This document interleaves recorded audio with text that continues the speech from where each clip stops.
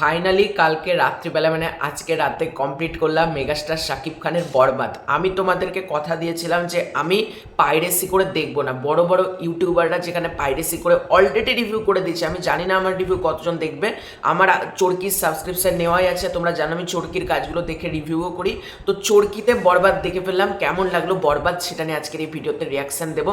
আমি জানি না কতজন দেখবে, বাট আমার যেহেতু দেখলাম আমার তো রিয়াকশান দেওয়াটা অতীব কর্তব্য বলা যেতে পারে। এবং তোমাদেরকে যখন বলেছিলাম যে বরবাদ দেখে আমি রিয়াকশান করব, তো রিয়াকশানটা ফাইনালি করছি। কেমন লাগলো বরবাদ? সবার ফার্স্টে ডিরেক্টর মেহেদি হাসান হৃদয়, ওনাকে মানে হ্যাটসঅপ জানাবো আমি। একজন নাটকের নির্মাতা হয়ে এই রকম একটা ছবি পুল অফ করা, ভাই দম লাগে।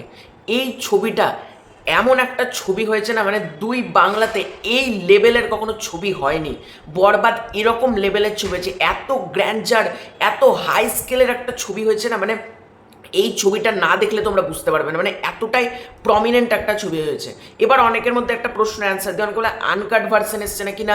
দেখো, আমি যেটুকু বরবাদ দেখলাম, আমি কিন্তু আনকাট ভার্সন কিনা বুঝতে পারলাম না। তার কারণ হচ্ছে কিছু কিছু জায়গায় বিপ বিপ, যেরকম বিপ বিপ বাজছে, হলে দেখার পর অনেকে রিভিউ করছিল বিপ বিপ বাজছে, সেরকমই কিন্তু চরকিতেও একই জিনিসই হয়েছে। সুতরাং সেই ভার্সনটাই মনে হয় এসেছে, আমি জানি না আনকাট ভার্সন এসেছে কিনা। তো এখানে ডিরেক্টর দারুণ কাজ করেছে, এটুকু বলতে পারি। সিনেমা স্ক্রিন প্লে এতটা সুন্দর লাগছে না, মানে নন লিনিয়ার ফরম্যাটে গল্পটা বলছে। মানে মেগাস্টার শাকিব খান, তোমরা জানো নিতু হত্যা আগে হয়ে গিয়েছিল, সেটার জন্য কোর্টে নিয়েছে, এবং কিভাবে নিতু হত্যা হলো সেটা শহীদুজ্জামান সেলিম গল্পটা বলতে শুরু করে। এভাবে গল্পটা সূত্রপাত ঘটে, ইদিকা পাল মেগাস্টার শাকিব খান মধ্যে কি হচ্ছে এই নিয়ে গল্প। এবং মেগাস্টার শাকিব খান এখানে যা পারফর্ম করেছে না বস, তোমরা রীতিমতো চমকে যাবে। একটা পার্টিকুলার সিনের কথা বলছি, মেগাস্টার শাকিব খান যখন একটা রিহাবে যখন নিয়ে যাবে, সেইখানে মেগাস্টার শাকিব খানের চোখ মুখের এক্সপ্রেশন এরকম করে হাতটা এরকম করছে, মেগাস্টার শাকিব খানকে দারুণ লাগছে একটু বলতে পারি। মানে মেগাস্টার শাকিব খান এই সিনেমাতে অ্যাজ আরিয়ান মির্জা দারুণ কাজ করেছে। এখানে মিশা সওদাগর, আদিব মির্জা, সেও দারুণ কাজ করেছে বলা যেতে পারে, তার কাজও এখানে দারুণ। এখানে বিশেষত আরিয়ান মির্জা হলো আদিব মির্জার বখাটে ছেলে, সে যা খুশি তাই করে, এবং তার শেষ পরিণতি কি হয় এই মির্জা ফ্যামিলির সেটা নিয়ে জানতে গেলেই গল্প। এখানে একটা পার্টিকুলার সিন আমার হেভি লেগেছে, সেটা আমি যদি ভিডিওতে না বলি ভাই, ওই মানব সাজদে প্রিন্সের মুখে মেগাস্টার শাকিব খান মুতে দিল, ওই সিনটা আমার ব্যাপক লেগেছে। বলছে আমার মুখের ওপর মুইত্তা দিছে, ওই সিনটা বেসিক্যালি রীতিমতো হাসবে তোমরা, এতটা মানে সুন্দরভাবে এখানে করা হয়েছে। এই ছবিতে প্রত্যেক সাপোর্টিং কাস্টের, মানে সেটা ইন্তেখাব দিনার হোক, এটা প্রত্যেকের, মানে যারা যারা সিনেমার সাপোর্টিং কাস্ট রয়েছে প্রত্যেকের অভিনয় দারুণ বলা যেতে পারে। রিয়া গাঙ্গুলি যেটুকু পার্ট ছিল ভালো কাজ করেছে। এখানে ছবির গানগুলো যেভাবে ছবির মধ্যে আসে, সেটা প্রথমে যখন বললো নিতু হত্যার এভাবে সূত্রপাত ঘটে, তোমার যখন চাঁদ মামা গানটা দিয়ে প্রথমে নিতুকে এন্ট্রি করানো হলো, তারপর দ্বিধা গানটা এলো, মায়াবী গানটা এলো, একের পর এক গানগুলো যেভাবে ছবিতে প্লেস করা হয়েছে না দারুণ। মহামায়া গানটা ছবির যে পোর্শনে আসে দারুণ লাগবে তোমাদের, এটুকু বলতে পারি। এবং ক্লাইম্যাক্সের ক্লিফ হ্যাঙ্গার, মানে ক্লাইম্যাক্সে যে টুইস্টটা দিয়েছে ওইটা নিয়ে আমি একটু বাদে আসছি, তার আগে ইন্টারমিশন করতে বলছি।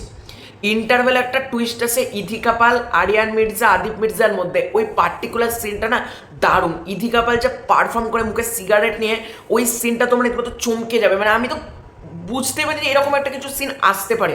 এবং গল্পে ইথিকা পালের যে এতটা ইম্পর্টেন্স থাকবে, আমি ভেবেছি একটা নর্মাল ক্যারেক্টার এরকম হতে পারে, কিন্তু ইথিকা পালেরও যে গল্পে এতটা ইম্পর্টেন্স, মানে বুঝতে পারছো কোনো ক্যারেক্টার এখানে মানে ইম্পর্টেন্ট লেস না, প্রত্যেক ক্যারেক্টার এখানে ইম্পর্টেন্স আছে। ক্লাইম্যাক্স, ছবির ক্লাইম্যাক্সের নিঃশ্বাস গানে মেগাস্টার শাকিব খান একটা টাওয়ালের মতন ড্রেস পরে একের পর এক কাটাকাটি শুরু করে, মানব সাজদেবের হাত কেটে দেয়।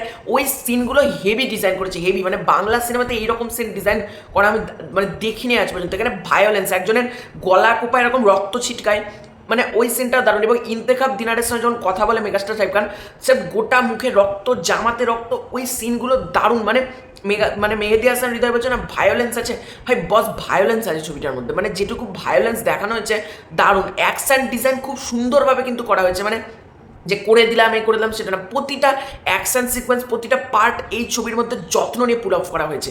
যিশু সেনগুপ্ত এই ছবিতে এখন এন্ট্রি নিল, যদি তাকে নাসিবে আপনা আপনি আসিবে, আয়সা পড়ছি। যিশু সেনগুপ্ত এখন এন্ট্রি নিল যে মাল লাগবে এইটা, যখন ওই যে বড় বন্দুকটা নিয়ে ঢেড়া করে মারছে, ওই সিনটা দারুণ। একটা সিন বলছি, এখানে ফারহান একজন মানে ফারহান একটা বিদেশের দুজনকে মেরে ফেলে, একজন ওই সিনটা দারুণ বলা যেতে পারে, যেভাবে কোপ মারতে থাকে এরকম এরকম করে গলাতে, আর ফারহানের তখন বড় চুল যিশু সেনগুপ্তর, ওইটাও দারুণ বলা যেতে পারে। মানে যিশু সেনগুপ্ত ক্যারেক্টার মানে মেগাস্টার শাকিব খান তো একরকম, যিশু সেনগুপ্ত আরও ডেঞ্জারাস বলা যেতে পারে। কিন্তু যিশু সেন এবং লাস্টে মানে আরিয়ান মির্জার তোমরা দেখবে এরকম দাড়ি বড় বড় হয়ে গেছে, যেটা যিশু সেনগুপ্ত যেরকমভাবে তাকে মানে করে, মানে তাকে জ্বালানোর জন্য করে দেয়, ওই সিনগুলো হেভিভাবে মানে সুন্দর করে গোটা সিনেমাতে পুল অফ করা হয়েছে। আমার জন্য বাস এই ছবিটার নেগেটিভ দিক একেবারেই নেই, আমার এই ছবিটা দারুণ লেগেছে বলা যেতে পারে। একজন ডিরেক্টর যে এতটা সুন্দর একটা ছবি বানাতে পারবে, এবং আমি মেহেদী হাসান হৃদয়ের পরের ছবির জন্য অপেক্ষায় আছি। আমার তো এটা দারুণ লেগেছে। তো তোমাদের বরবাদ কেমন লেগেছে কমেন্ট করে জানিও। খুব শীঘ্রই আছে নতুন করে ফিরে, তৎক্ষণ বাই বাই।